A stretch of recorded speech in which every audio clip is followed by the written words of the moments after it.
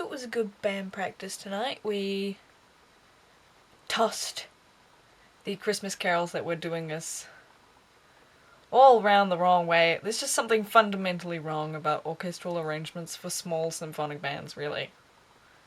Because it's just too many notes. And saxophones don't make good violins. And the arrangements are not right for us. So we scrapped those.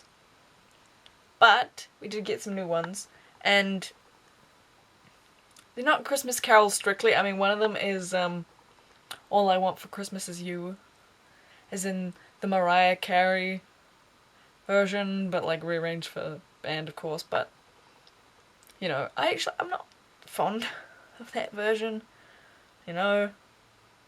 Mariah Carey's fine and all that, but I'm not fond of that version. But actually, like, the arrangement is actually really cool because it's all swung and the stuff's going on.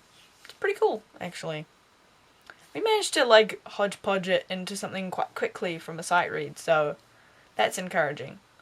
It's because if it doesn't kind of click together enough from a sight read, and a couple of run-throughs, like, yeah, too much.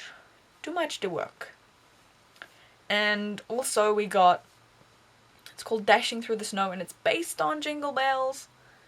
And it's another Richard Saucedo, assuming that's how you say that name, but it just looks like Sauce Dude. So we have taken to calling him Sauce Dude, because a whole lot of our arrangements and our pieces and stuff have his name on it, so...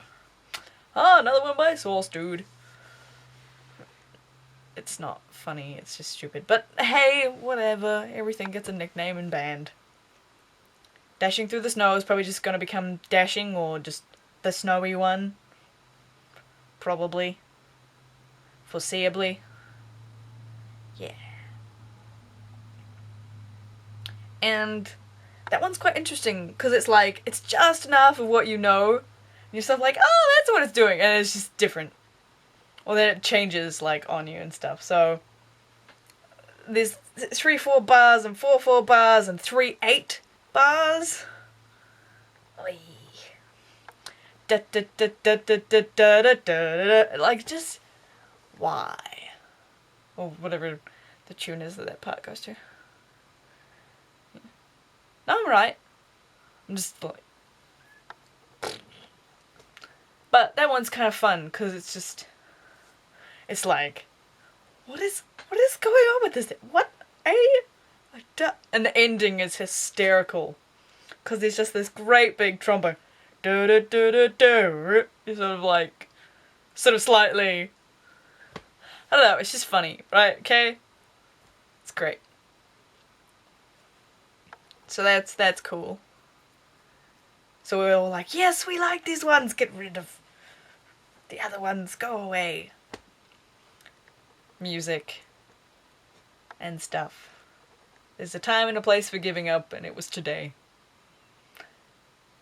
But only because we undertook some other stuff and we're like 3 weeks out from a performance, so it's like...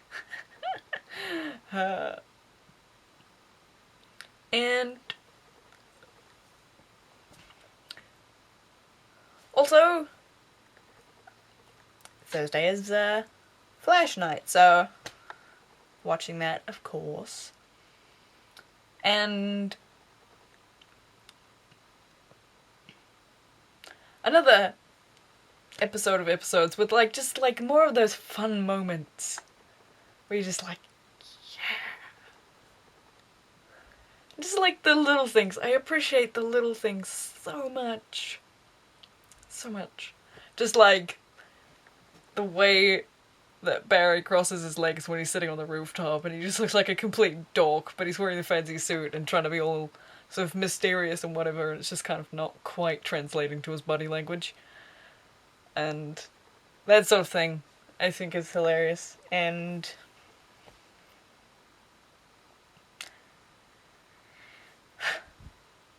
also also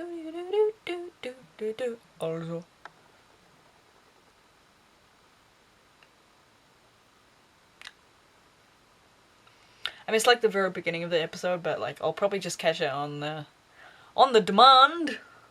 Yeah, on demand. I'll just rewatch the beginning of it. So I can make sure I got those little bits at the beginning, because with a show like The Flash, well, with any show actually, like this sort of like, they always put that like little pocket before that opening where something important happens. And then, you know, shows like that, they just go from like, in narrative terms, from 0 to 60 in like, well, 0 to 100. Just so fast. Just goes from like, and we're gently, you know, it's not this sort of like once upon a time, it's just like, boom, a thing is happening. You don't know who any of these people are, but they're all very important for the next half hour. So pay attention. It's just like instant, and you have to watch it. A really bad one for that is Doctor Who, actually, because that's just confusing if you miss the beginning. And of course, like, the beginning can be a real troll, because you're like, was there something I missed? Like, this is, what is happening? Who are these people? Is this the right show? And then sort of, then you suddenly hear the TARDIS sound, and you're like, ah, yeah, there it is. But, yes. Dig in Flash, and, it good. You have to love the like gigantic plate with Grodd written on it, like in really big letters. Cause it's like just, and of course like they do their pass over it. It's like everyone, like, it's not even observant to notice that, but so anyone who knows anything of Gorilla Grodd is like, oh, okay, so they're gonna put that in there somehow. And then, but it's like real big, so like heaps of people would notice and they'll be like, is that important? And it's like, just in case you didn't notice that we made it really obvious, let's do like a gigantic, really close shot and just slowly zoom. Which is basically their way of saying like, this is going to be important later. We're not just teasing about this, we are in fact going to use this. So, yeah. That I found humorous. I find stuff like that funny rather than, because I mean they do have to be a little patronizing because they can't assume that everyone has a whole lot of background, even though it doesn't take a whole lot considering that. I think there's reference to Grodd and some other things recently. But then again, it is TV and not as dark as some of the other stuff. Not absent of dark, but just not as dark.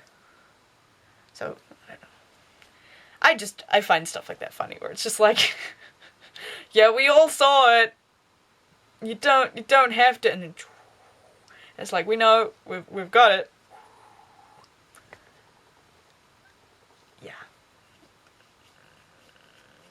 And more of Dr. Wells being very, very creepy. Every episode, man!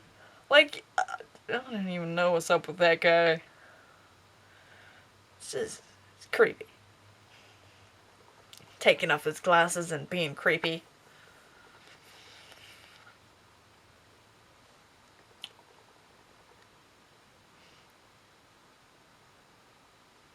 You have to love, Cisco's protectiveness of the suit. And his concern. Like, as soon as he knows that Barry is fine, his next thing is, where's the suit? What did you do? Because, like, for, like, a split second there, it's like, oh no, what happened? We can't reach Barry! They're all freaking out, and then he sort of, like, puts a t-shirt on, and they're just like, oh, you're fine. Where's the suit? What did you do? Yep. I like Cisco, actually. I'm glad they have Cisco, because humor is important. Very, very important. And as funny as Barry can sometimes be, like, he isn't that one who will make the, like, obligatory jokes. The sort of ones where it's like, I saw the opportunity and I took it. Whereas, yeah, Cisco will make those jokes. And say all the really cheesy puns and all the rest of it, which is super appropriate. I like Cisco. And just, you had to love the reaction to the vocal cord vibration technique. How hard he was laughing, just like giggling away and stuff, and it's just like acting. Because that effect wouldn't have been on his voice when he was speaking the dialogue there. So all that laugh and stuff, acting. But it's like, it's so good that he found it so funny, because it's like, it's meant to be all like, I'm being serious, and oh, I sound mysterious, and blah blah blah blah blah. And he's just laughing. It's nice to know that, like, yeah, you got some fancy pals, but you're still a dork, kid. You know, that sort of thing is quite great. I like it. I did love the gag about the boomerang. You didn't think this one through, did you?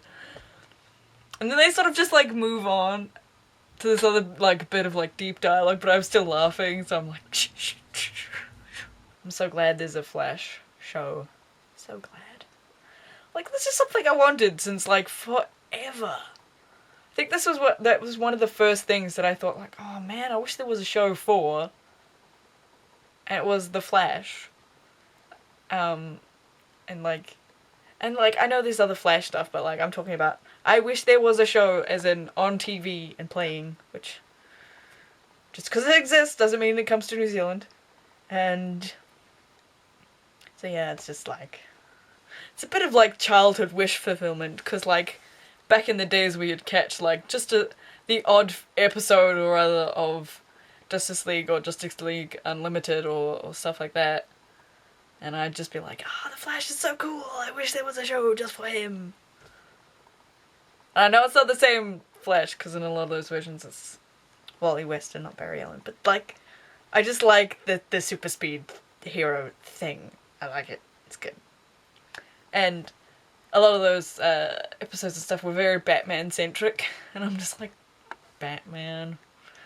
Like, I like Batman as much as the next person, but, like, some people love Batman. I'm just like, oh, Batman?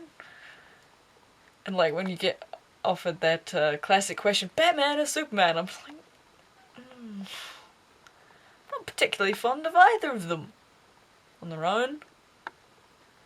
I mean, like, there's some young Superman stuff that's quite, like, he's quite endearing, but the rest of the time it's just like, yeah, go Clark, go. And it's sort of like, those characters are good in combination with other characters. Know what I'm saying? Whereas, like, some people, some characters are just great, just in and of themselves. And I think the Flash is kind of like that, at least for me. I'm hoping I'm hoping they have a lot of fun with this show. That's what I'm hoping. Because if they try to make what they think everybody wants, I don't think it's gonna raise any eyebrows, and it's just gonna, like, float by the wayside a little bit. They're doing the legit superhero TV show, because there's a lot of, like, sort of spin-off shows. But, like, the live-action superhero show is not really currently a thing. Because, yeah, it's usually been spin-offs or parodies or other stuff that's... or it's been animated rather than live-action, so... something a bit different. The Flash should be an entertaining show. That's what they should ultimately aim for, something entertaining, and a bit funny, and a bit deep, a bit sad, but not too sad, because there's enough angst in the world, particularly with Batman being a thing, because that's just like king of angst, Bruce Wayne, Batman. Can't do that voice. I'm Batman. I do like one of the old school ones, not the contemporary. Can't do it.